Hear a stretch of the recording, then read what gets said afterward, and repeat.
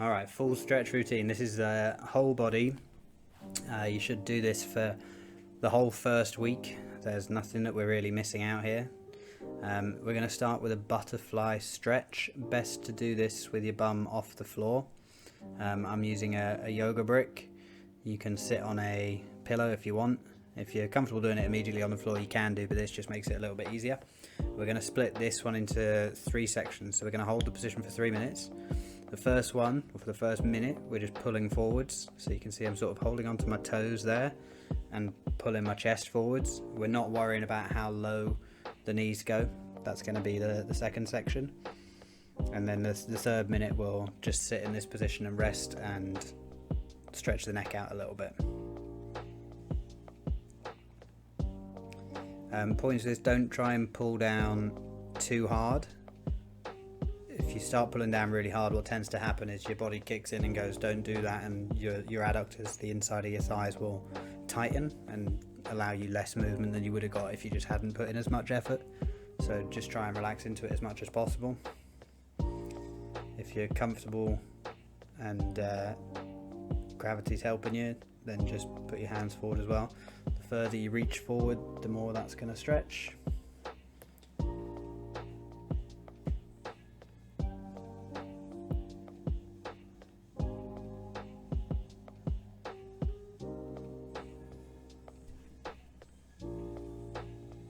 If you'd rather keep your hands on your feet, not a problem.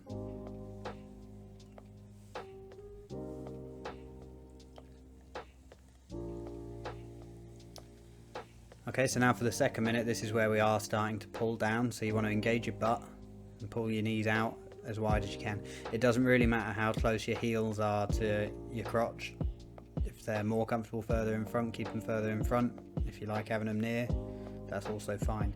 We want to keep them squeezing as much as we can for pretty much the whole minute. So whereas we just sort of stretched the inside by leaning forward, what we're now trying to do is strengthen the backside by pulling down.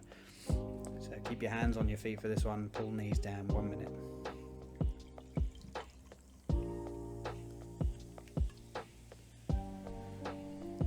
Keep your back nice and straight throughout this as well. I'm kind of looking down at the floor, but probably better to be looking up a little bit or looking straight ahead. There we go.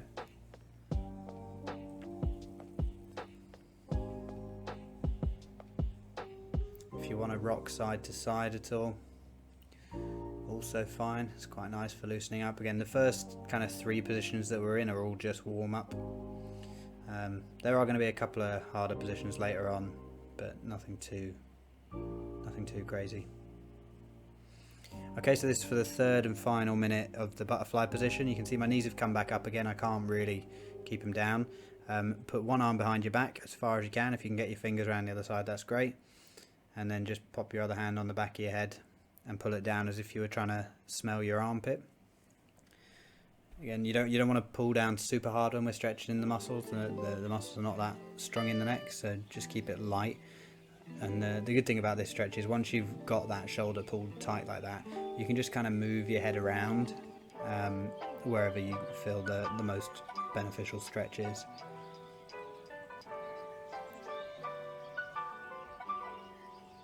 And this one we're just doing 30 seconds on each side. You can see this side I'm sort of more at the side of the neck, the other one I was more on the back of the neck. I think I'm going to change that in a minute. Either way, just play around in the position and wherever feels tight, keep it there.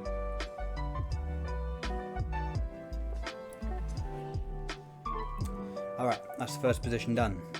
Easy peasy. For the second position, we're going to come into a tabletop, which is basically just being on all fours. Again, we're going to be in this position for about 3 minutes. First minute, we're going to be warming up the wrists. Second minute, we're going to be warming up the spine. Third minute, we're just going to do a little bit of strengthening work for the shoulders. So starting with internal and external rotations at the shoulders. Whenever you're doing this wrist warm-up, make sure your elbows are fully locked out. If your elbows aren't locked out, if they're bent, you're not going to get the stretch in the wrist. So I'm doing 10 pulses, bringing my shoulders over the hands. Bent fingers helps you control this position a little bit. and then I'm going to hold for 10 seconds with my shoulders just over my fingertips. Also, when you're doing this, you want to make sure that your inner elbow, where your bicep attaches, is faced forwards, regardless of which way your hands are facing. So we're going to do the same process now with the hands the other way, so 10 pulses, and then we're going to hold for 10 seconds.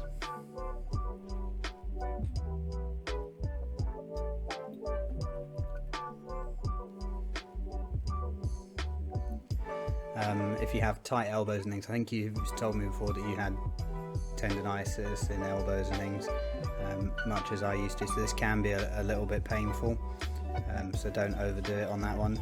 If you're not comfortable getting your shoulders all the way back behind, don't pull them back, just keep them in front, as long as you're getting a stretch in the wrist. And as you do this over the week, the connective tissue will loosen up around your elbows, and it will probably be a little bit more comfortable by the end of the week. If it does start hurting in the back of your elbows, you can also just try tensing your triceps a little bit on the back of your arms, and that might eliminate it. Alright, second minute, we're in cat-cow positions.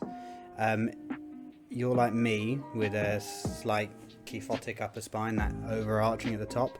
So what I find really useful to do here for both of these is to lean backwards, put my bum behind my knees in the cow position, and then lean forwards with my shoulders forwards in the cat position. So here I'm leaning back further, so this isn't coming through the top of the spine, it's coming through the bottom.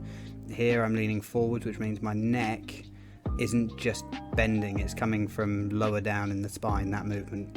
So make sure when you're doing these, might be worth filming it and looking at it afterwards, moving forwards and backwards with your hips in the back position where your back is arched. You kind of want to imagine that like your pelvis is a glass of water and you're trying to tip the water out the back. Okay, going through these quite quickly now. These are called stripper curls. You can probably tell why. They are great for your spine though. It's a bit of a weird movement. I'm doing 10 each way. You might want to pause the video and take a bit of time to get used to the move.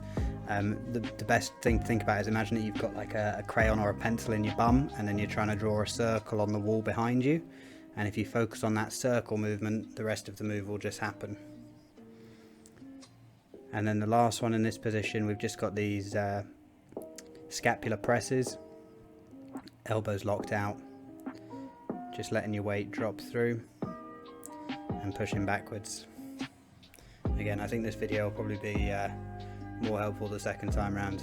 Probably got too much to say or to take in on the first time.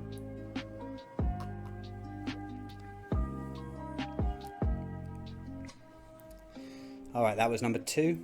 Done. We're on to number 3 now, which is called a 90-90 position. I'm going to spin myself around for this in a minute.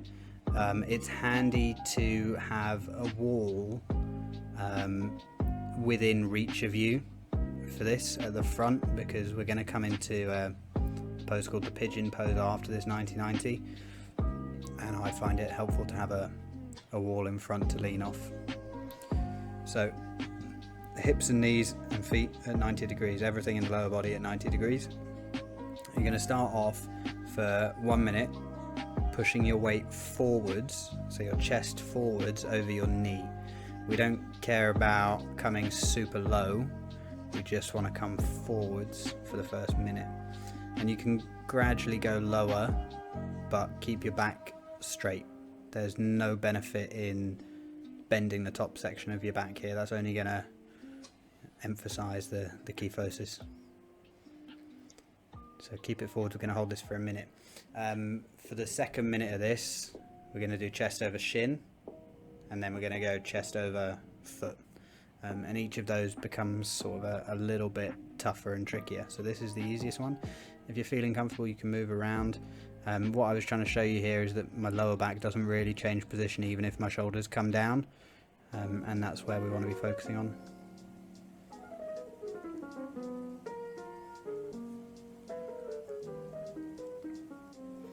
If you're able to rest your elbows down, then do.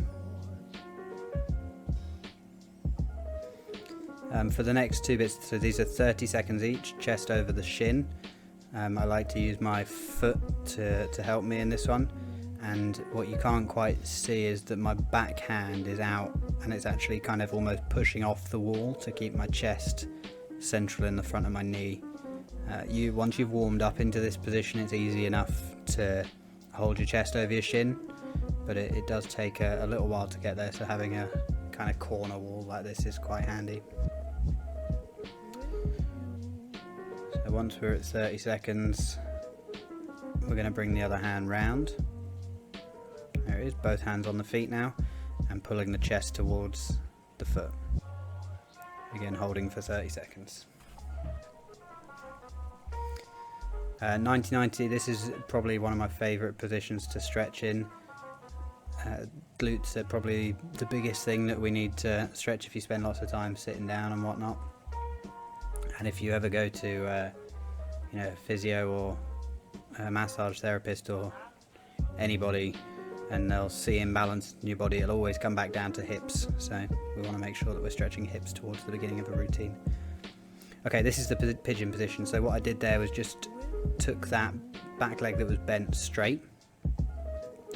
Now, some people who are super flexible can keep their knee at 90 degrees. We're not really bothered about that. We stretched the glute when we were just in 90-90. What we're stretching now is the hip flexor. So on the leg nearer the camera, what we want to be doing is getting the tightest angle we can between the femur, the thigh and the spine, and then trying to push it down towards the ground. Now I'm doing this in a few different positions. I started with blocks next to me, again handy to do it next to a sofa or something. Now I'm doing blocks off the wall. This means I can really push down into it, which is why having a wall nearby is super handy. So once I've done that, then I'm going to come up off the bricks, and then you can just sort of rest hands either on your knee and your foot or on the floor, wherever's comfortable. Again, it doesn't matter whether you do all three of those variations or just one of those variations, as long as you feel the stretch across the front of your hip, across the front of your pelvis, between your femur and your belly, we're all good. I'm doing some sort of extra contractions here just to try and push that down. Again, you can try that if you like it. If you don't like it, don't do it. Okay, we're going to come out of that position. We're going to do the same thing on the opposite leg.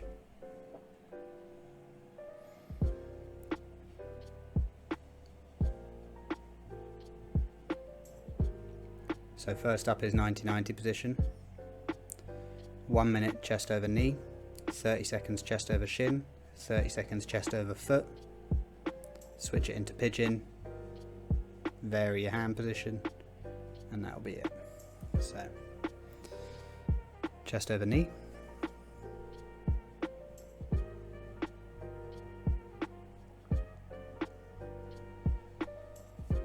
Again, you can see I'm not coming low. I could immediately lie down and put my chest on my knee, but there's really no benefit to this. I'm trying to be stretching out my right butt cheek, or my butt cheek that's on the floor. So pushing forwards, trying to touch my nose to the wall in front almost, is a more beneficial movement to be doing. Okay, again, I'm fairly comfortable in this position, so I'll put my elbows on the floor. I would say that elbows to the floor would be a good aim for the end of the week. If you do this every day, that will be no problem to get your elbows to the floor by the end of the week.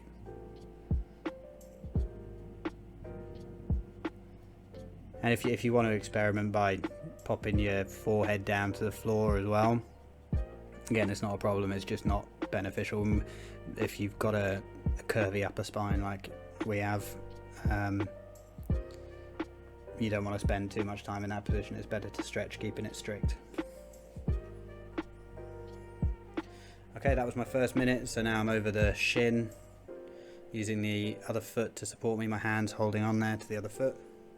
And you can see how my other arm is pushing me across, helping me get there. Again, if you've got elbows to the floor, I'm pushing that off the knee then, just to keep my chest over the middle of my shin.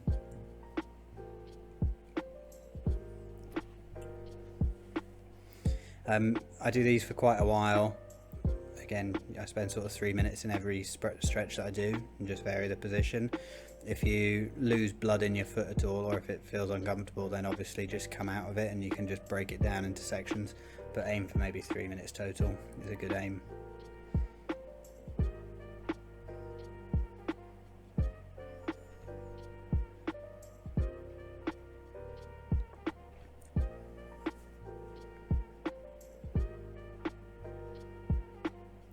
as you start working towards the foot, you should feel that the stretch moves from the outside of your butt cheek, your glute, to the inside of your adductor and your thigh. So when you pull towards the foot, you would expect the sensation to be on the inner thigh then, rather than the butt cheek.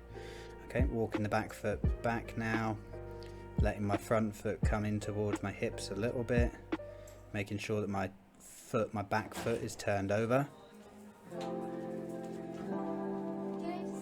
Okay, Vic's coming in. And again, I'm pushing the back hip in towards the floor, using the bricks to help. And then we're going to do the variation off the wall. So today I can hold very long. I actually can hold longer, but I decided my arm was too tired.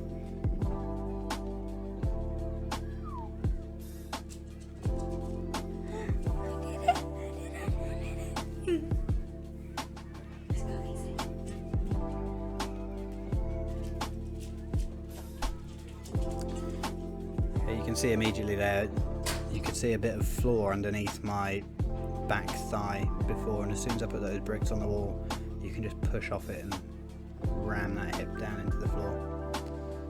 It's also easy to turn it over. You see how I'm sort of just beginning to turn it over into the floor there? That's also something we want to work on. The further over that goes, the better. Not least because it becomes less painful for the knee when we get advanced in this position. And then everything off and just holding it with hands, seeing how low we're able to come. Again, you can see that at the beginning when I had my hands on the brick, my thigh was nowhere near that low, so I've probably gained an inch or two of movement just from that sort of 2-3 minute period. This is one of those stretches that you can make quite quick progress with.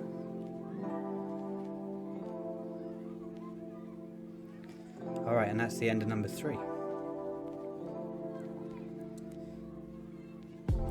We're going for a total of 10 positions, by the way, so that was number 3 of 10.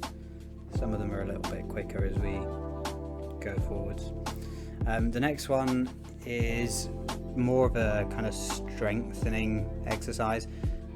So we're going to work on the downward dog position, because if you're going to do yoga and stretching, you need to have a strong downward dog, but that means that you need to work on the shoulders a little bit. So we're going to do 6 repetitions of downward dog holds. The first one we're going to try and hold for 10 seconds, and we're going to work primarily on the ankles. 5 on the right. 1, 2, 3, 4, 5 on the left. I'm not worried about my shoulders here. I'm just trying to get my ankles as close to the mat. Then I break. That was set 1. So we're going to do 5 more. Each set is going to be 5 seconds longer. So the second one's going to be 15, then 20, then 30. If you get to a time that you're unable to hold through the shoulders, then just pause at the time you could do, and you do that time for the remaining 6. Okay, so now we're going 15 seconds. This time I'm bending my knees and I'm working on getting the line of my shoulders straight. So I want my hips, shoulders and wrists to all be in a straight line. Holding this for 15 seconds, not worrying about getting the heels down to the mat. That's set 2. Set 3, we're going to alternate again back to the heels. Then set 4 is going to be back focused on the shoulders. Set 5, back to the heels. Set 6, back to the shoulders. It's a little bit tricky to sort of explain all of these pointers in real time, but hopefully even if it's a bit annoying the first day, the second day it should be nice and easy. So number 3 here, we're working on the heels, and we're holding this position now for 20 seconds.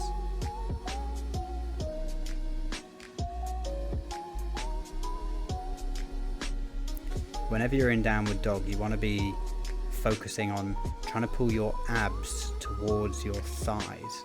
The tighter the angle at the lower back, the better. What we often see when people first start doing downward dog is just a big kind of arching of the back. And when you arch the back, you're never going to be able to get a straighter line at the shoulder. The straighter the line at the shoulder, the less muscular effort it takes to maintain the pose. So if your arms are completely straight out in front, you can hold downward dog for a good few minutes. If you arch your back and therefore your shoulders are bent, or you're essentially pushing forwards in almost a press-up position, it's much harder. Okay, here we go, we're on set 4 now, 25 seconds, even pulsing. Again, once you're in this position, you can move around kind of wherever you want, and as long as you're working on the shoulders.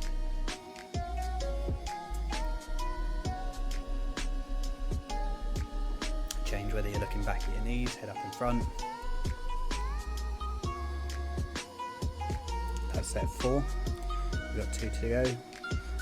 Generally when I'm taking breaks between these sets, I'm banking on if I've done a 10-second hold, I'm doing a 10-second break. If I've done a 20-second hold, I'm doing a 20-second break. But if you feel like you need a little bit longer, it's better to take a longer break and then do it again.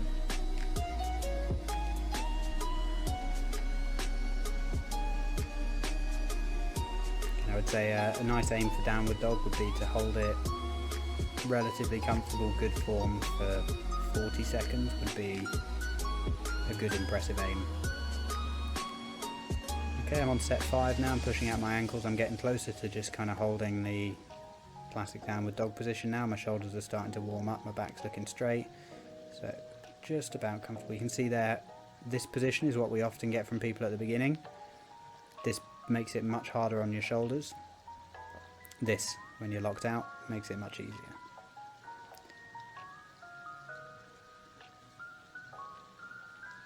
Again, this is one of those good positions for straightening out the top of a spine.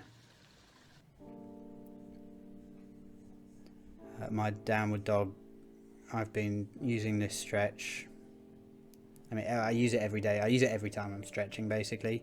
So, you know, probably for the last 2 years, I've done it at least 4 or 5 times a week. When I first started, it was absolute murder. Really hurt the traps at the back of my neck. My heels were nowhere near the floor, so don't expect it to just pop up easily. It's one of those, I think, when people are flexible, it becomes very easy because your ankles hit the ground and you're not having to put much weight through your shoulders. But if you don't have that to start with, then actually it's one of the more difficult poses to hold, because you've just got to hold all your body weight through your shoulders. And that's why training it in this way, where you do short holds for a little bit and work on each section of it, is a better way to begin. This is my last one now, 35 seconds.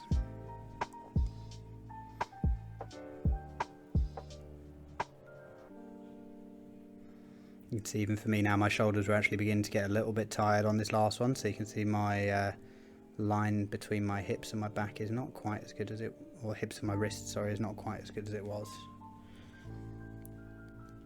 Again, my ankle mobility these days is pretty good, so this will help with that. Okay, that's the end of stretch 4. We're on to stretch 5, nearly halfway. This one's a nice relaxing one now after that. We're going to come through to a position called the crab. So as you might imagine, feet on the floor in front, bum down, hands on the floor in the back in a minute. This is a stretch for the front of the shoulders and the chest, and we're going to do it in 2 sections. First method that we're going to use is fingers pointing backwards. Once we've found this position, we're going to lift the hips in towards the heel as far as possible, allow a little bit of bend at the wrists, and then externally rotate the shoulders and push the chest up towards the ceiling. And we're going to hold this for a minute.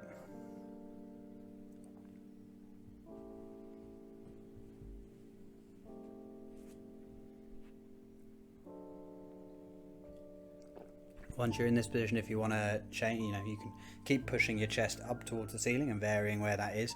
You can also try bending at the elbows a little bit and see where that moves the stretch to. Wherever it feels tight is where you should hold it. You can move your hands a little bit if you want to.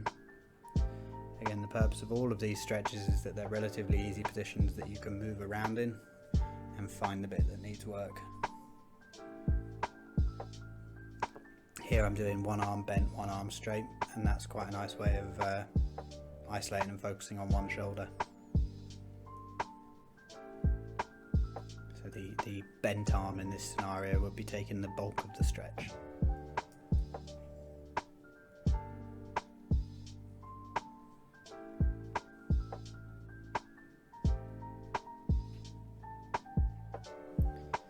Alright, hips back and rest for a little moment. We're going to do 1 more minute like this. The only difference this time is we're going to now turn the hands inwards so the fingers are pointing towards your butt.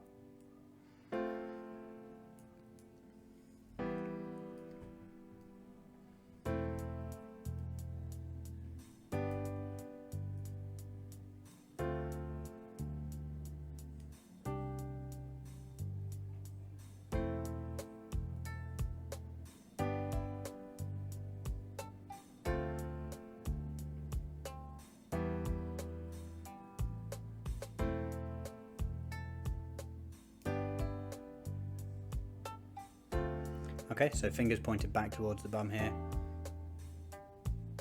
For this one, don't try and keep the elbows straight, let them be bent. It takes a little bit of a while to find this position for some people, but you want to bend the elbows but keep your chest pushed upwards. Don't let your chest drop. I think I'm going to sort of drop my chest in a minute just to sort of show the position that we don't want, which is where the shoulders become inwardly rotated. Did I demonstrate that?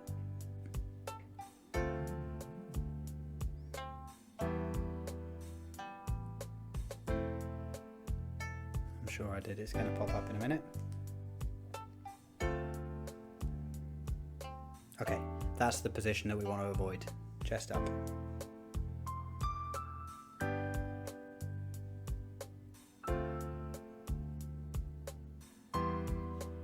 And then again, just putting pressure on one arm and then the other.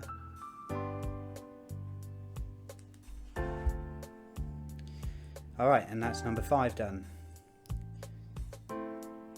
Now this number 6 one that we're going to go into, I did a couple of variations again, but they're actually kind of 2 different poses. It just stretches the same thing. So the first one is called puppy pose. So this is kind of like half of the downward dog. So we've got knees into the mat, hips up, and then what we're trying to do is create this bend in the lower spine. Get the lower spine and the abs as close to your hips as possible, and push your chest down into the floor. And we want to try and not let our hips move too far in front of our knees. This stretch has taken me quite a while to get any kind of bend in my back. Very good for kyphosis though.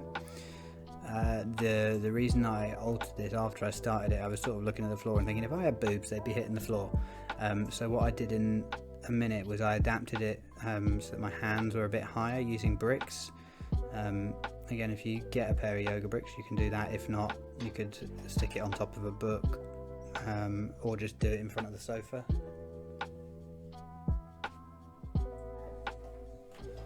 And it's essentially the same stretch once my hands are there, but I've just got that bit of extra space to play with, and I can start pushing my lower back down to the floor. Again, you can change head position as well. Look at the floor for a bit, look up for a bit, and Kingsley has just woken up. We're going to have to deal with this for most of the rest of the routine, unfortunately.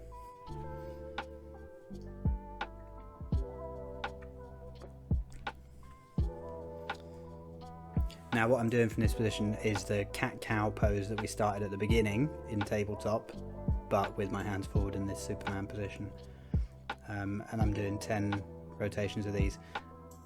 Again, remember in this low section, try not to push through the top of the spine, try to push backwards through the base of the spine, and at the bottom push forwards a little bit. But again, you'll feel wherever stretch is best for you.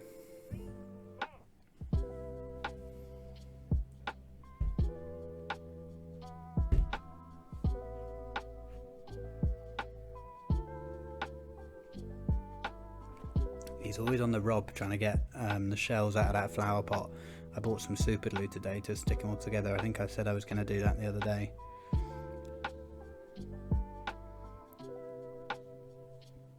Alright, that's stretch number 6 done. So we're on to number 7 of 10 now. Oh, I did one more dolphin. Puppy pose, sorry. Same thing again at the end. If you've opened up your shoulders using Superman, you can see if you've made any progress with this afterwards.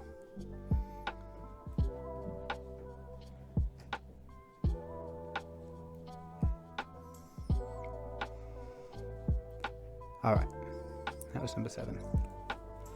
Number 8's coming up. Number 8 is a hip capsule stretch. This is one of my favourites to sit in. I'm going to do this for a couple of minutes on each side, so I was just showing you that one leg bent behind but still sort of leaving space for my bum to hit the mat. Opposite leg over the top. I'm going to do this grip kind of slowly. You're going to take the opposite arm round the knee, hook it onto your forearm or bicep of the other arm, bend the other arm over the top of the knee, and then sit up straight. And as you sit up straight, that's going to pull the knee in towards your chest, and you should start to feel the stretch come into your hip capsule on the leg that is up. And then what you want to do is try not to raise your bum up off that side, is try and almost push the base of the femur into the base of the pelvis on that side. And I hold this for like 2 minutes on each side every day. So this does your hip capsule. I also modify it slightly after the first minute into a piriformis stretch. You don't have to do that if you don't want to. It maybe is better to save that for later in the week. So just hold this for 2 minutes for now. Later in the week you can look at the piriformis one.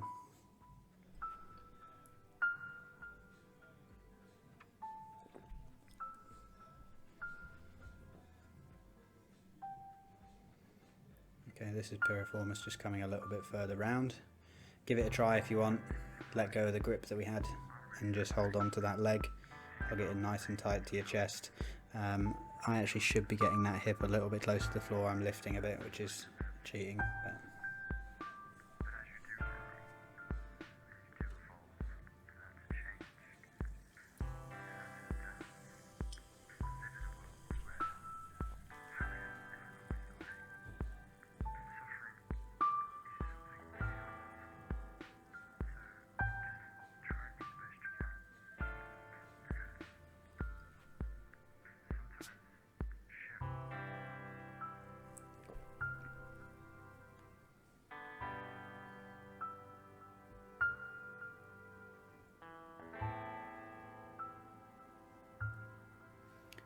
if you're ever doing a stretch routine that gets a little bit hard at a certain stage, this is a great one to do afterwards if you just want to kind of relax for a few minutes, because it is a good excuse to just sit for 5 minutes odd.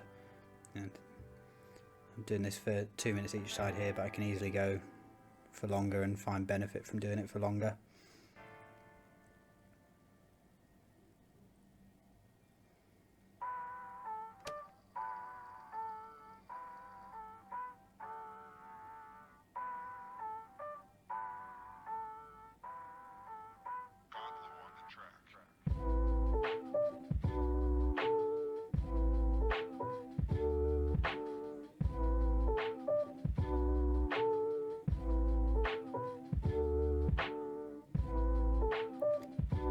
And then we switch to the other side.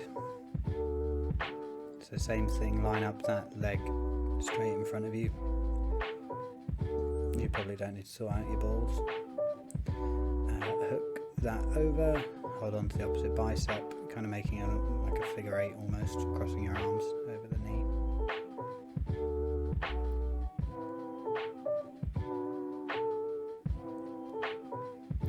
As a side note, if you ever feel the desire to choke somebody out, this is the grip that you would use to do it.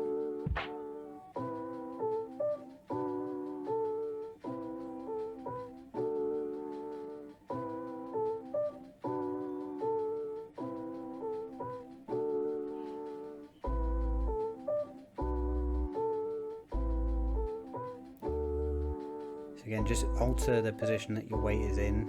Whenever you're doing this, find the stretch in the hip capsule. The piriformis stretch is also available to you if you want it.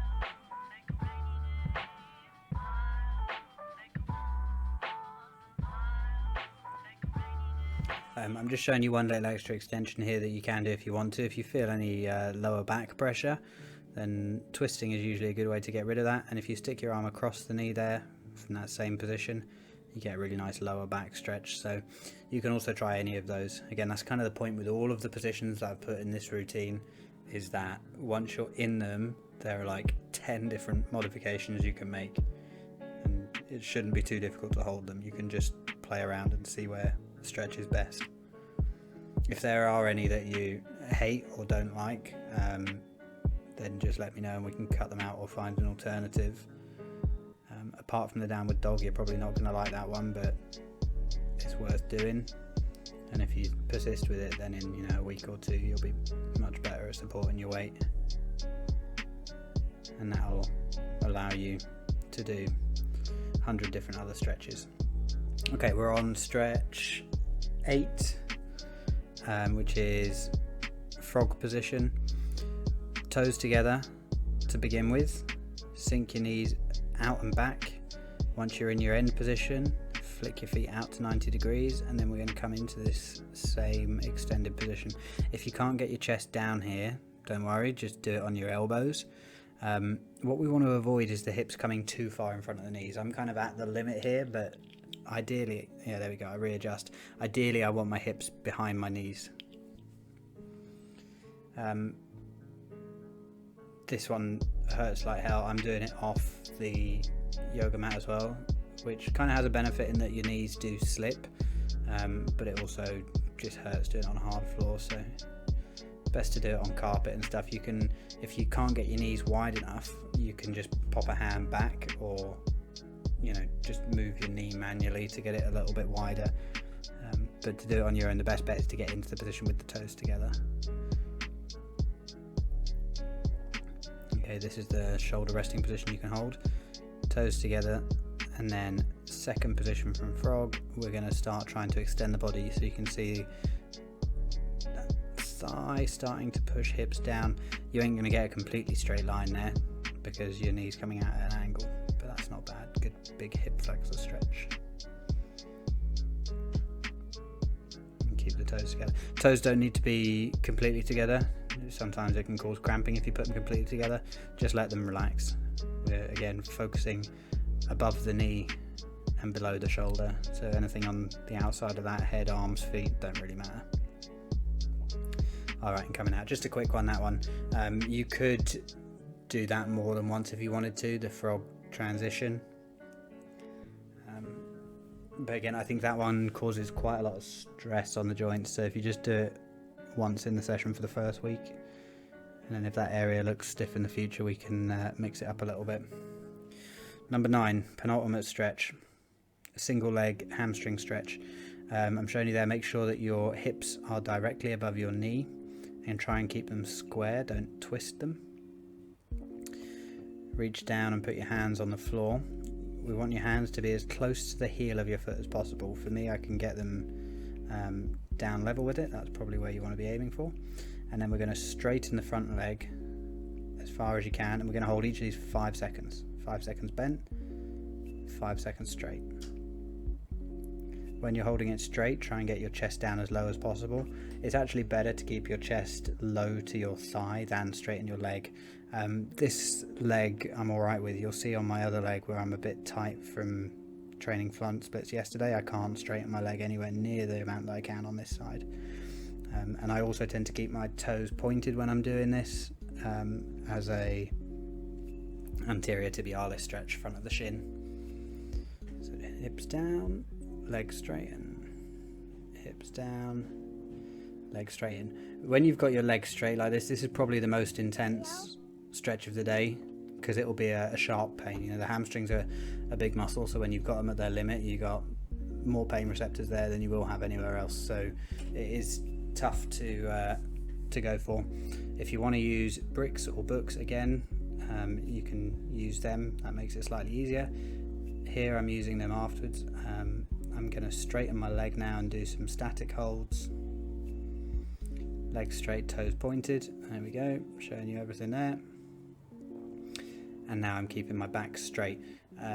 This is a very intense stretch on the back of the hamstring, even though my chest is this high. We want to hold this for about 30 seconds and then we're going to relax the head down and not worry about the back form so much.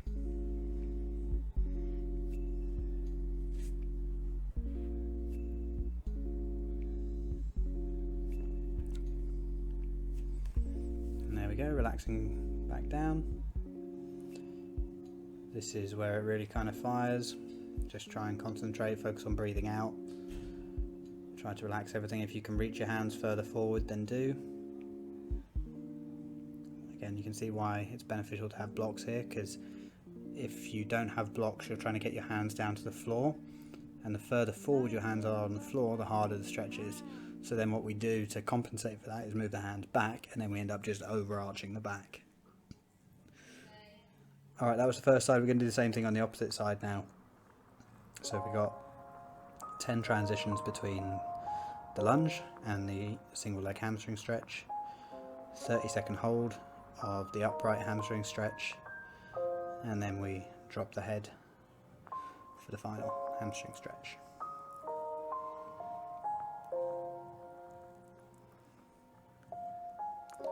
Again, make sure that the hips are straight, directly above the knee and in line with each other, not twisted like that, forwards like that. Bend the knee, bring your hips down. If you can reach the floor with your hands, then do. If not, use the bricks. Straightening out, there you go, see? A lot of stiffness on this side today. Take me maybe 3 or 4 reps to get anywhere near straight with that leg. 2.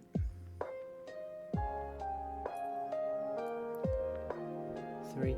So you see there I move my hands backwards slightly. This allows me to straighten the leg more, but my back also arched to compensate for it. So actually if you can keep your hands further forward, that would be better.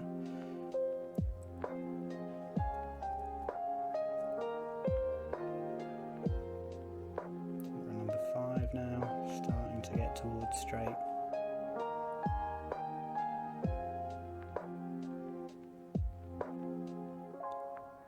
6.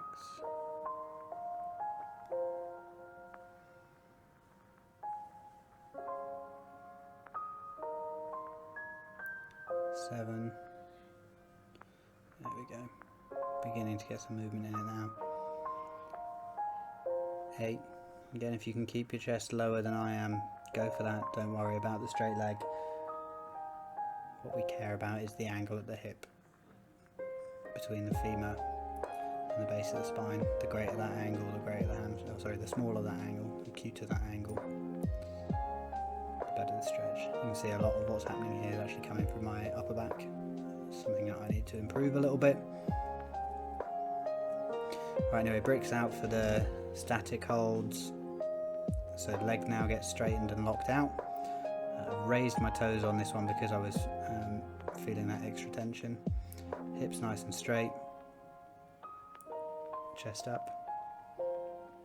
Again, it's one of those weird ones. It looks like nothing's stretching, but it's tight and intense because my back form is strict.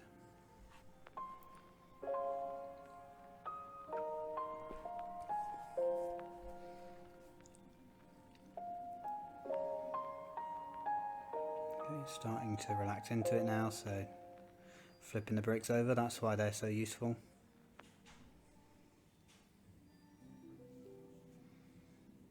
Around the last sort of 20-30 seconds, toes pointed, heads dropped, and we're pushing towards the end range where we're going to get a pretty intense contraction.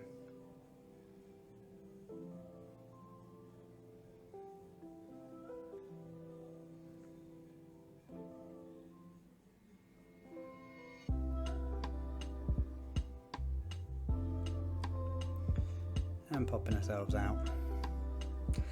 Alright, everything else is pretty nice, so we're going into the last stretch now.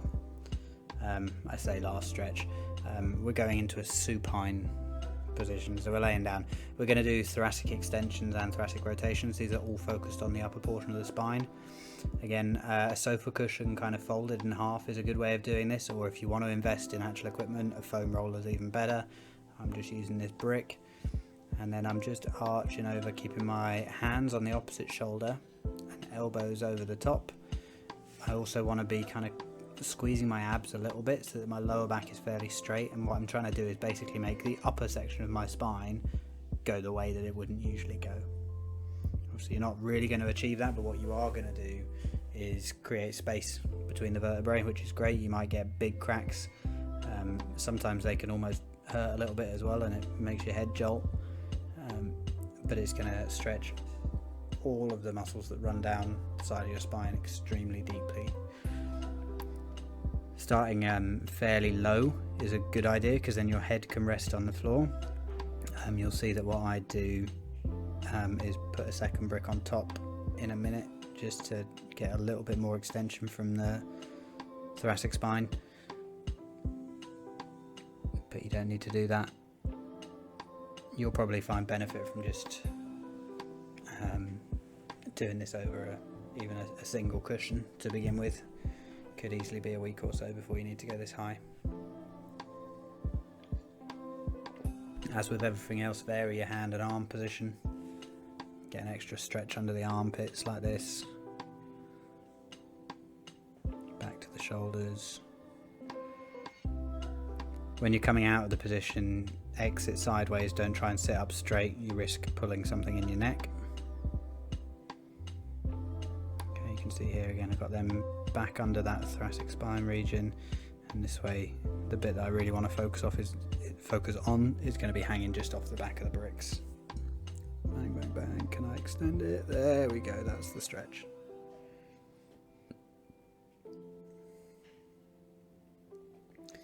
Now, when we were talking about stretches that will make you taller, this is a good one.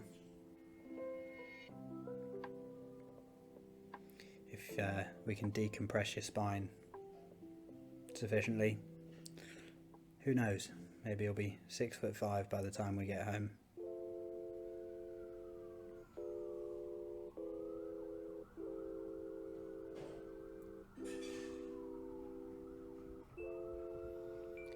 Again, to give this some context, you can see that actually my shoulders do sit lower than a portion of my thoracic spine when I do this these days. Again, this is something that I've done 3 or 4 minutes every couple of days for well over the last year to get to that stage. So don't expect it to necessarily look like that straight away. If it does, that's good. You've got less progress to make up. Okay, now we're coming from the twists. Kingsley's going to be a little twat for the rest of the session. He just would not stop licking my face. Hugging one knee in, make sure the other leg that's not being held in is flat down to the floor. This is again a good psoas stretch. And then pull it over. Focus on keeping the opposite shoulder to the floor. We want the rotation from the top section of the spine. Again, you'll feel a stretch in the glute again doing this, but actually really what we're focusing on is the spinal mobility. That knee on the other side doesn't need to be getting down anywhere near the floor. There is also a variation of this where you prop your knee up on a cushion or a brick on the side, so if you want to do that, you could always stick a cushion underneath the knee.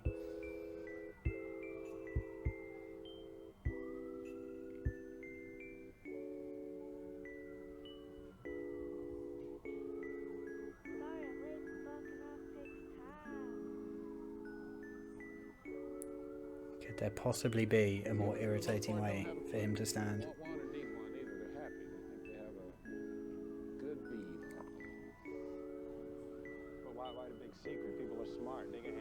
And now coming for the rotation again. People are dumb, panicky, dangerous animals, and you know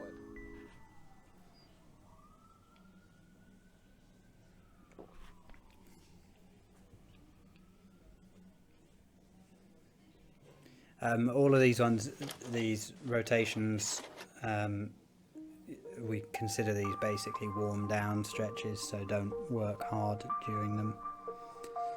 And then the last one I'm going to hold here is Happy Baby. This is one that I always like doing at the end. Put your elbows through the inside of your knees and hold on to the outside of your feet. And it's probably going to lift your hips off the floor quite a lot to begin with. The aim is to kind of flatten the hips so the spine is flat on the floor. And you can actually kind of use your hands to help do this and push it in towards that range. If you get particularly tight hamstrings, let's say after the single-legged hamstring extensions where we were moving to the very end range of motion, that might cause the muscle soreness in the next couple of days. It could be quite painful.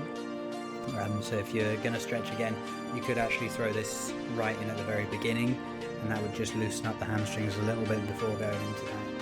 It's a good one for the beginning or the end of the session. Because your knees are bent, you know, it's fairly easy to get a comfortable stretch. You're not stretching across any joints, only the hip, and you're in full control of it because your body weight is below. So it's a nice easy one. Anyway, that's about it.